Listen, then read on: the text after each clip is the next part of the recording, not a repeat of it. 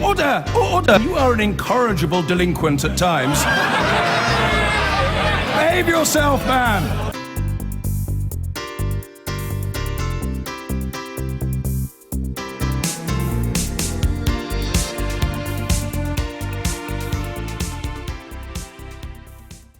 One of the world's top accountancy firms has told Sky News it will move some of its business out of the UK if the government clamps down on immigration following the vote to leave the EU.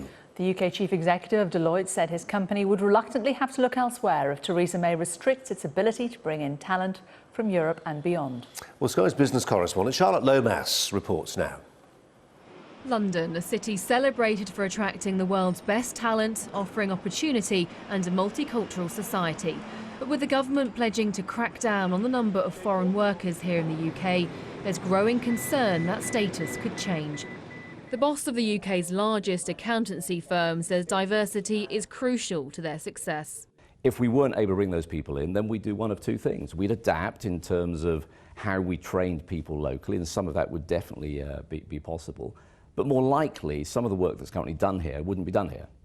You know, we're a global organisation. The work would be done outside the UK rather than in the UK. So you'd move your business? Correct. This comes after Deloitte was named as the source of a leaked memo raising concerns that the government has no plan for Brexit. Sky News submitted a Freedom of Information request to the Home Office asking how many foreign workers were employed.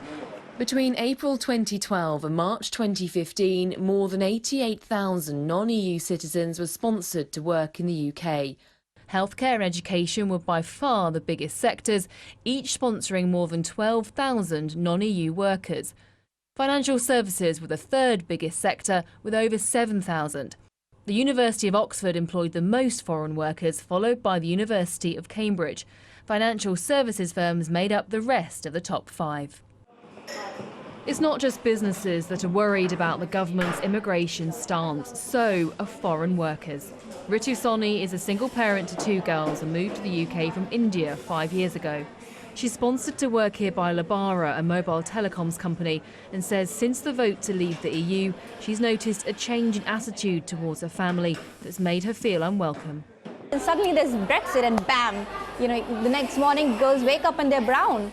And that just really gutted me, and it took me a while for me to make them understand that even in the developed modern world, there are people who are now, they have a license to be xenophobic, they have a license for racist attacks. The government says it wants to reduce levels of immigration whilst continuing to attract the brightest and the best. Universities like Imperial College London say that's essential and requires a visa system that allows them to attract the most talented academics, researchers and innovators to work here. Imperial's sentiment is shared by Manchester University, which is one of the top 20 employers of non-EU workers. How many non-UK nationals we employ is a global measure of our success. It's the way we're judged in international league tables. So the more international we are, the better we're deemed to be. And that's one of the reasons why UK universities do so well in global rankings tables. Universities and businesses say there's an economic need to have a diverse workforce, and they rely on immigration from in and outside the EU for that, and to keep them among the best in the world. Charlotte Lomas, Sky News. Charlotte's report there, the jumping off point for a question we've posed on more than one occasion before. Do foreign workers benefit the British economy? We're joined by Harriet Sargent, Research Fellow at the independent think tank, the Centre for Policy Studies, and Tom Hadley, the Director of Policy and Professional Services at the Recruitment and Employment Confederation. Welcome both, and thanks for your patience today. You've been hanging around for a bit. Tom, if I can start with you, the answer is an emphatic yes. It has to be, doesn't it? Do foreign workers benefit employers? For sure they do. All that flexibility, they're relatively cheap. Of course, business love it, don't they? Well, it's nothing to do with being cheap. Let me give you one example. This week we asked our members about shortages in the catering sector, for example, and 6 out of 10 specialist recruiters say they are not going to find enough staff to fill vacancies for chefs over Christmas. So that's just one example. Every single month, our members are saying it's hard to find the staff that we need. So the biggest challenge facing our jobs market at the moment is the supply of staff, which is why workers from overseas play such an important role in our jobs market. Harriet, this is about supply, says Tom. It's not about cheap labour. I think that companies have had this fantastic time. I mean, the sort of immigration has been the kind of crack cocaine for companies, and they're completely addicted to these skilled workers, and I think most importantly, companies have not had to pay for these skills. They have not had to pay for training. We've seen training and apprenticeships just collapse in this country. And I think that this is what they're saying. I mean, it was very interesting that the man you interviewed at Deloitte was said, well, yes, well, we'd have to adapt, we'd have to start training people. Great, let's see more people in this country trained so that they can do the jobs that are needed. Thomas, this was a point that was raised several times during the Conservative Party conference recently, wasn't it? Yeah. And some of the ideas, admittedly, the more draconian ones, for instance, about the lists of companies which employ a certain number of foreign workers, were quietly ditched and discreetly ditched thereafter. But it's on the political radar now, isn't it? That idea, at the very least, of saying to companies, look, if we want you to have more British-born workers, train them, pay them more if necessary.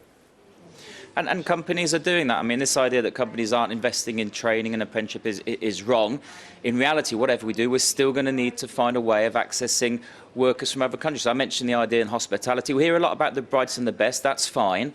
But it's not just in sectors like engineering, technology. It's in other sectors. So our members every single month are saying it's hard to find people in hospitality, in warehousing, in logistics. So all these sectors are dependent. Are we going to get enough workers from the UK to fill this job? Whatever we do, we're not.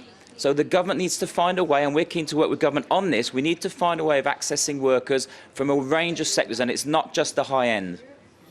Harriet, what do you say to the farmer this afternoon in Norfolk who says, you know what, Harriet, I would love to empty the houses of the next nearest town, of the local people to come and pick my crops. Wrong time of the year, but you know what I mean. But it doesn't matter what we offer payment-wise, they're just not there. They do not want to spend a day on their hands and knees digging holes in the ground or whatever it is. It's beneath them.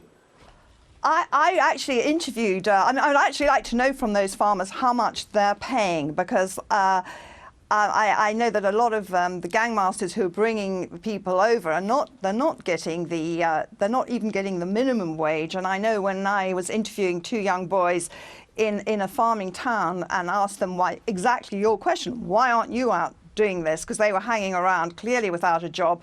They said, well, the foreign workers are being paid £2 an hour. And we just can't do that. And I have an example at the moment of a young man who has been in the care system, been in and out of prison. I agree, not your ideal employee, but still, he's cost us a lot of money. He wants a job, he's passionate about having work. He started as a labourer on a building site just this week, and he's being offered way below the minimum wage, and he's just in despair. So, I mean, what are we going to do about those people? Because immigration, okay, it benefits companies enormously. That's true. We can't say that's not true. But it comes at a cost, and it's often to the sort of poorest, most vulnerable and least skilled in our society. Tom, I was talking to a woman in her late 60s about a year ago who worked as a school cleaner.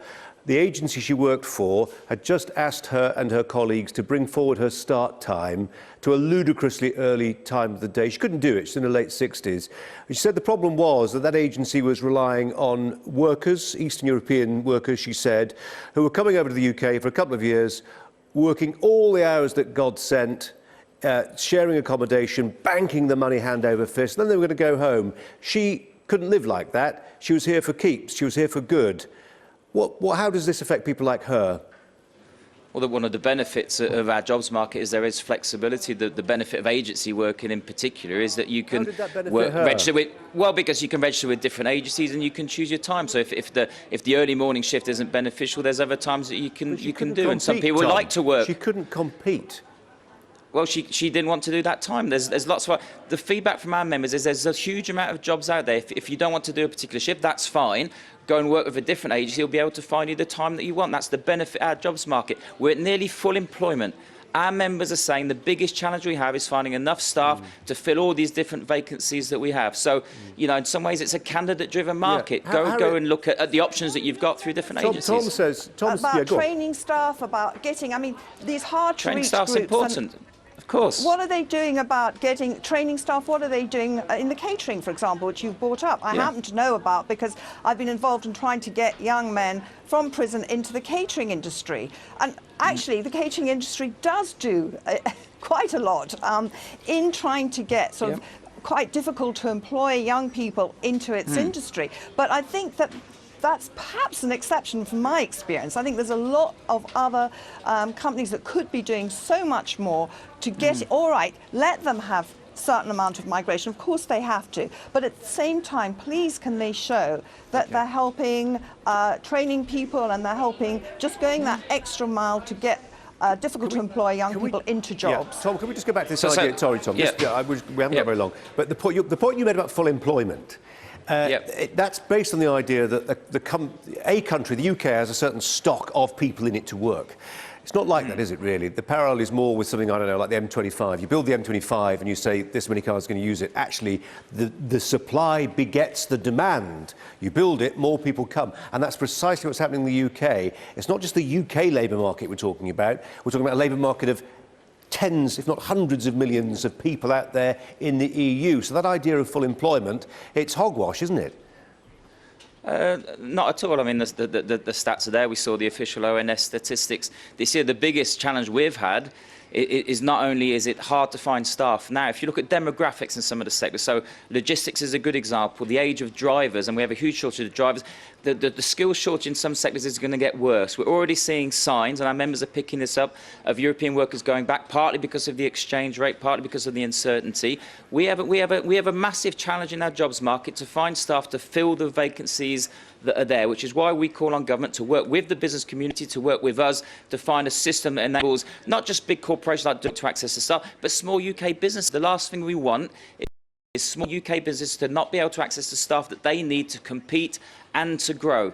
I think we can all agree on that, so we do need to sort of sit down and find solutions to make sure that our jobs market can continue to find enough people to fill the jobs that are there. We're out of time. Tom Hadley, Harriet Sargent, thanks both very much indeed. Thanks a lot.